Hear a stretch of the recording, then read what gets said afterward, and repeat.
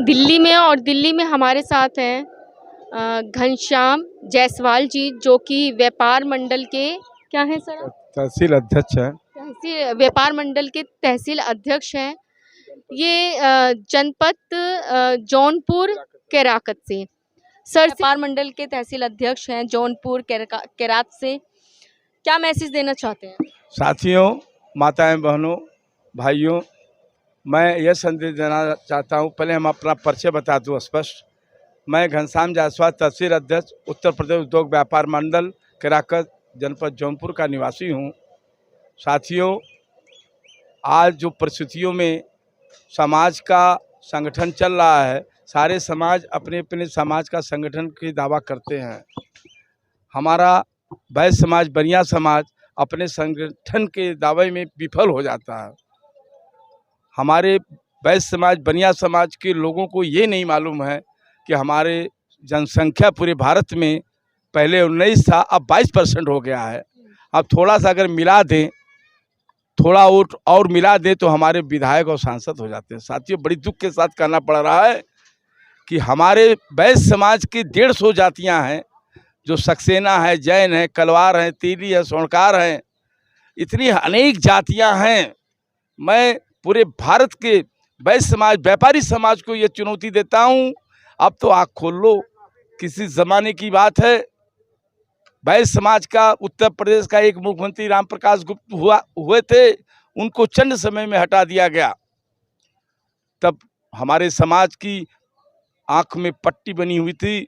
कभी उन्होंने नहीं सोचा कभी कि हमारा समाज पूरे भारत में 22%, कभी उनको याद नहीं आया। अब तो वक्त बदल गया है। अब तो हमारे यशस्वी प्रधानमंत्री वैश्य समाज पूरे भारत का नेतृत्व कर रहे हैं। ऐसे जिसके आधारशिला से, जिनके भावनाओं से हम लोग जो है जुड़े हुए हैं, 130 करोड़ जनता जुड़ी हुई है, उन भावनाओं का मैं सम्मान करता हूं साथियों। और सबसे बड़ी बात साथियों यह है कि अगर वैश्य समाज का पीएम हमारे नरेंद्र मोदी हो सकते हैं, तो मैं यह सोचता हूं कि भारत के अनेक प्रांतों में वैश्य समाज 22% होने के साथ, जिसमें 150 अनेक जातियां हैं वैश्य समाज की, अलग अलग टाइटल से लोग अपना जीविका चला रहे हैं, कर्म कर रहे हैं, व्यापारी नेता बन रहे हैं, व्यापारी नेता हैं, अब भविष्य में व्यापारी नेता बनेंगे, सारे संगठन में मजबूती लाएंगे तो हमारी गरीब तबके के वैश्य समाज, जो मजलूम रोज की रोजी खाने वालों को कोई आँच आएगी, उस आँच को हमारा ही ताकत जो है सफल बनाएगी। हमारे ही ताकत का शासन प्रशासन काम करेगा। आज हम विफल हैं। कभी वैश्य समाज के व्यापारी वर्ग, चाय की दुकान बक्सा थाना जनपद जौनपुर में, उसको लोग, छोटी सी दुकान थी, वैश्य समाज का वो गुप्ता था, उसकी एक छोटी सी दुकान थी। कुछ दबंग सर्व समाज के लोग आए, बाहुबली लोग, चाय पिए, पैसा नहीं दिए, उसके मारे भी और पैसा गल्ला से निकाल लिए 3-4 हज़ार। साथियों, बड़ी दुख के साथ जब वायरल आया हमारे यहाँ, मुझे सहन नहीं हो पाया।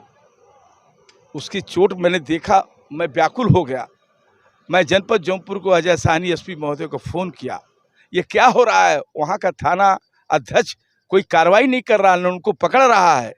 अगर मान लीजिए उसी जगह पर किसी वीआईपी या किसी भी अच्छे पोस्ट वालों की अगर ये हरकत होती तो पुलिस विभाग तुरंत पहुंच जाती है। एक गरीब वैश्य परिवार के साथ, एक छोटी सी दुकान करने वाला व्यापारी के साथ घटना हुआ, तो वहाँ का थाना अध्यक्ष कुछ कार्रवाई नहीं कर रहा है, न अपराधियों को पकड़ा और न कुछ FIR लिखा। मैंने एसपी महोदय अजय साहनी से रिक्वेस्ट किया, बात किया, उन्होंने तुरंत एक्शन लिया, तुरंत उस थाने पर SO को डाटा, कार्रवाई हुई, कार्रवाई लिखी गई। साथियों, हमारा भारत 130 करोड़ की आबादी वाला क्षेत्र है, उसमें 22% की आबादी। यानी कि आपको लगता है कि अब वैश्य समाज के जितने भी समाज के लोग हैं, उन सबको एकजुट होना होगा? हाँ, एकजुट होना होगा, एक ताकत बनाना होगा। जब एक ताकत बनाएंगे तो सारे लोगों को एहसास होगा। सारे योगी आदित्यनाथ जी तो उतने सख्त हैं, उस समाज की बात सुनते हैं। तो आपको क्यों लगता है, क्यों आवश्यकता है फिर? नहीं, थोड़ा सा कुछ हमको आवश्यकता ये पड़ गया कि अगर वैश्य समाज एकजुट होकर पूरे भारत के 22, कि उनको हिस्सेदारी कम दी जा रही है वैश्य समाज? ये बात है। लोकसभा, राज्यसभा, लोकसभा, विधानसभा में जब टिकट की बात आती है तो वैश्य समाज को दरकिनार किया जाता है। 1 या 2 टिकट मिल जाता है, उसी पर लोग समझते हैं कि बहुत हो गया। अरे 22% वालों को तो हमारे इतने जब चुनाव होते हैं, रैलियां निकलती हैं तमाम, तो सबसे ज़्यादा अगर आर्थिक सहयोग जो देता है वो वैश्य समाज से ही सहयोग लिया जाता है। लेकिन जहाँ तक उनके हिस्से की बात होती है, जैसे कि आपने स्वयं बोला कि राज्यसभा लोकसभा में उनको अगर अगर टिकट देने की भी आपने जहाँ बात करी, तो उन्हें टिकट नहीं दिया जाता है। जी, जी, ऐसी मतलब बात है। आर्थिक सहयोग के लिए वैश्य समाज और जो उनकी हिस्सेदारी है उसके लिए कोई और। अरे बहन, इसी की वजह से तो मैं तो चिंतित हूँ कि हमारा इतना बड़ा संगठन होने के बाद मैं वंचित रह जाता हूँ। अगर हम लोग को ज़्यादा हिस्सेदारी मिलती तो हम लोग आपस में अपना सर नहीं फोड़वाते। तो हम लोग ये कि जो भी टिकट होना चाहिए, जो भी हिस्सेदारी होनी चाहिए, वो भी बराबर होनी आबादी के चाहिए, हिसाब वैश्य समाज को मिलनी चाहिए। आबादी के हिसाब से जो हमारी आबादी पूरे भारत में 22% और ये जब होगा जब सभी समाज एकजुट होंगे। सभी समाज एकजुट होंगे। सभी जैसे इस समाज वैश्य समाज में भी कई ऐसी जातियां हैं जो अपने आप को उच्च समझती हैं, अपने आप को निम्न समझती हैं। वो सोचते हैं कि हम क्यों इनके साथ जाएं, हम तो इस जाति के हैं, लेकिन आते वो सब वैश्य समाज में हैं। आप ये कहना चाहते हैं? अरे हम तो उस जमाने की बात कर रहा हूँ। बाबा साहब भीमराव अम्बेडकर को वैश्य समाज के एक साहूकार ने उनको मदद किया था, तब वो लंदन गए थे पढ़ने के लिए। अरे वैश्य समाज कहाँ मदद नहीं करता है। पूरे भारत के 130 करोड़ वैश्य की आबादी में वैश्य समाज टैक्स देता है, व्यापार करता है। वैश्य समाज सरकार चलाती है।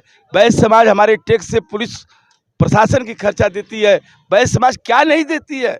हम तो खाली चिंता इस बात की मुझे पड़ी हुई है मैडम, हमको वैश्य समाज को जो हक मिलना चाहिए वो हाँ, नहीं वैश्य समाज को जैसा हक मिलना चाहिए अभी वो हक नहीं मिल पाता। अभी भी कोई वैश्य समाज व्यापारी वर्ग को कोई घटना हो गई, उस पर प्रशासन, उत्तर प्रदेश की शासन प्रशासन ध्यान नहीं देती है। मुझे बहुत तकलीफ है। तो मुझे एहसास हुआ जब भामा साहब हमारे वैश्य समाज की जब मदद करके सरकार आज़ादी के बाद से ही उन्होंने हमारे देश का निर्माण करा सकते हैं। हमारे प्रधानमंत्री यशस्वी माननीय नरेंद्र मोदी जी हमेशा ख्याल करते हैं। मैं उत्तर प्रदेश में माननीय यशस्वी मुख्यमंत्री हमारे जिनके नाम से अपराधी कांपते हैं, मैं उनको हार्दिक अभिनंदन और स्वागत करता हूं।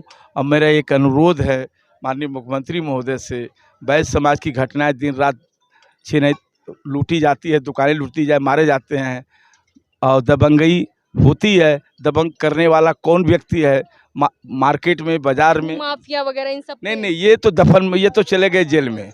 अब नए नए नौजवान पैदा हुए हैं जो हमारे बाबा योगी आदित्यनाथ को नहीं समझ पाते हैं। पुलिस सक्रिय नहीं है, इस बात की मुझे चिंता है। अगर हम फोन करते हैं तो पुलिस को तुरंत उसको पकड़ना चाहिए। तुरंत पकड़ने की कोई सिस्टम नहीं है।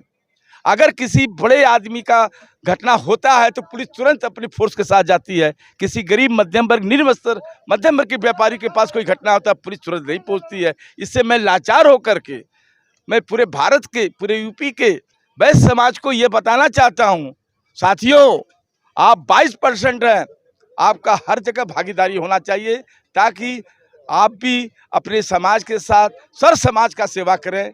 क्योंकि सर समाज का सेवा करने के लिए वैश्य समाज के भामा साहब हो, चाहे हमारे बाबा साहब भीमराव अम्बेडकर रहे हो, साहू जी महाराज ने उनको हेल्प किया, वो लंदन गए पढ़ने के लिए। हमेशा पीढ़ियों से चला आ रहा है, सदियों से चला आ रहा है।